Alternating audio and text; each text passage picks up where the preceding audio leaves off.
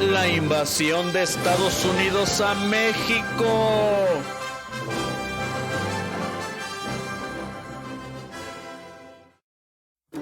Al inicio de la década de 1840, México era una joven nación con apenas un cuarto de siglo de existencia, con 6 millones de habitantes y un territorio de 4 millones de kilómetros cuadrados. Entre las regiones de la República destacaban por su gran extensión y su lejanía de la capital, California, Arizona y Nuevo México, habitadas en parte por inmigrantes estadounidenses, quienes participaban activamente en la conducción política de sus respectivas localidades.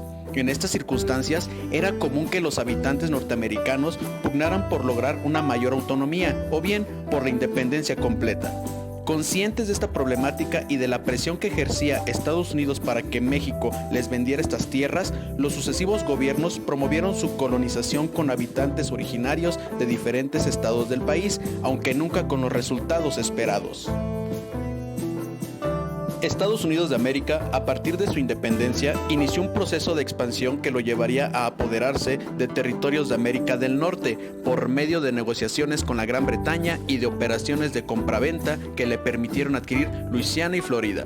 Sin embargo, el proceso expansionista de Estados Unidos no se limitó a la negociación y compra de territorios a naciones europeas como España, Francia e Inglaterra.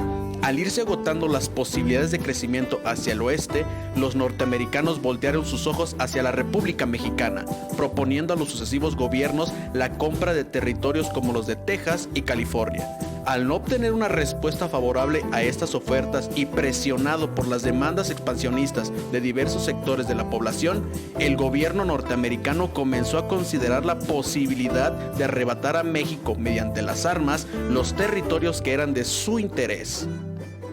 En los primeros meses de 1845, el gobierno de Estados Unidos aceptó anexar Texas, en tanto que se apoderó por la fuerza del territorio ubicado entre los ríos Bravo y Nueces, perteneciente a los estados de Nuevo León, Coahuila y Tamaulipas.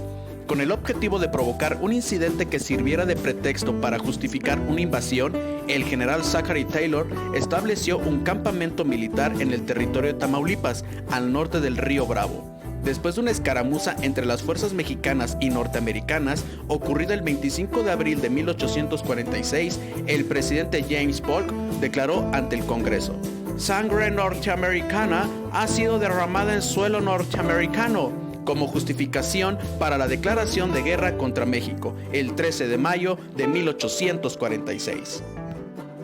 La resistencia que México presentó al invasor en el norte de la República obligó a Estados Unidos en octubre de 1846 a abrir un nuevo frente, esta vez al mando del general Winfield Scott, quien seguiría la misma ruta utilizada por Hernán Cortés en la conquista de México.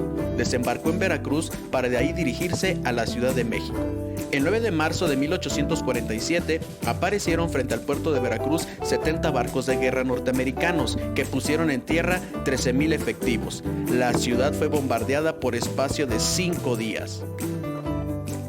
Tras doblegar a los mexicanos en Veracruz, las fuerzas norteamericanas emprendieron la marcha rumbo al Altiplano Central. El 18 de abril de 1847, en el paraje conocido como Cerro Gordo, cercano a la ciudad de Jalapa, lograron una importante victoria sobre el ejército mexicano.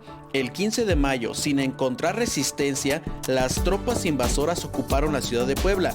Ahí permanecieron por cerca de 3 meses en espera de los reemplazos del ejército. El 8 de septiembre, los norteamericanos emprendieron la ofensiva al Molino del Rey, que operaba como fábrica de cañones, y a la Casamata, depósito de pólvora al poniente de la ciudad.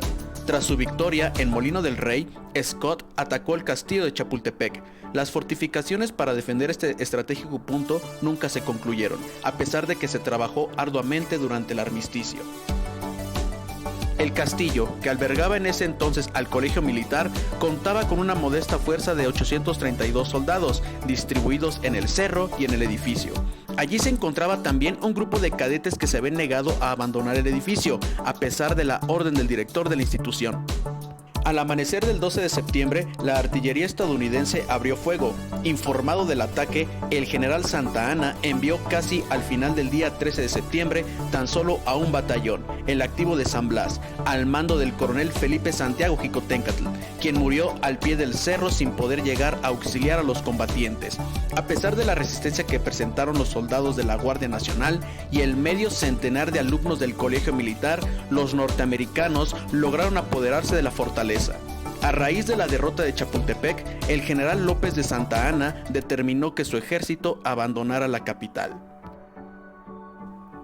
La mañana del 14 de septiembre de 1847, las fuerzas invasoras entraron al Zócalo de la Ciudad de México e izaron la bandera de barras y estrellas sobre el Palacio Nacional, la cual permaneció ondeando durante 9 meses, hasta el 12 de junio de 1848, fecha en que la Guardia Nacional izó nuevamente el lábaro mexicano.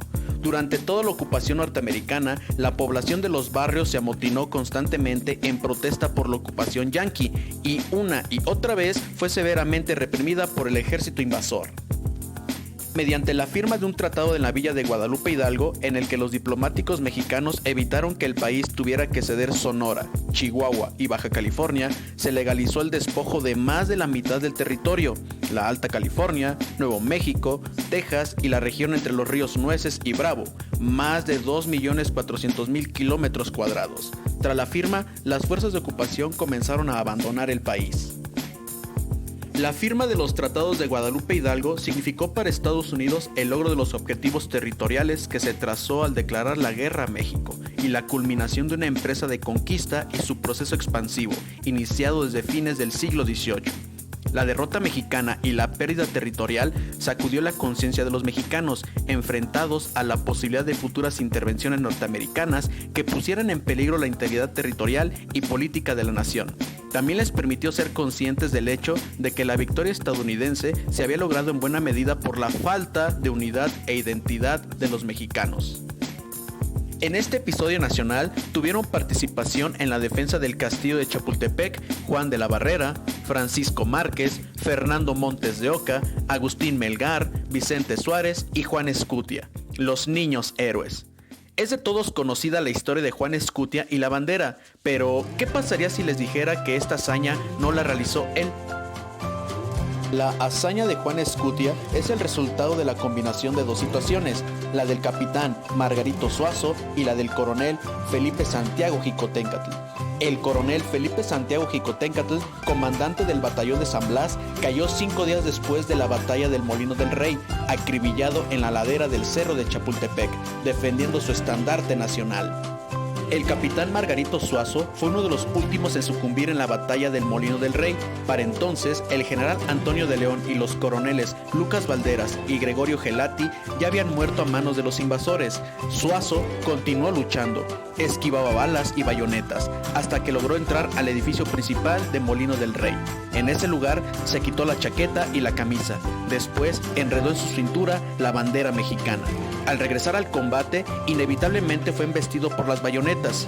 Moribundo, logró retirarse para salvaguardar el pabellón nacional de las manos enemigas. La bandera que Zuazo resguardó con su cuerpo quedó manchada con su sangre y logró permanecer en manos mexicanas. Ahora se estarán preguntando, entonces, ¿por qué siempre nos han dicho la misma historia de Juan Escutia? Recuerden que durante mucho tiempo el Partido Revolucionario Institucional, a través de la historia nacional, adoctrinó a una gran mayoría de los mexicanos, al grado de no hacerlos reflexivos ante procesos y hechos históricos como el de los niños héroes.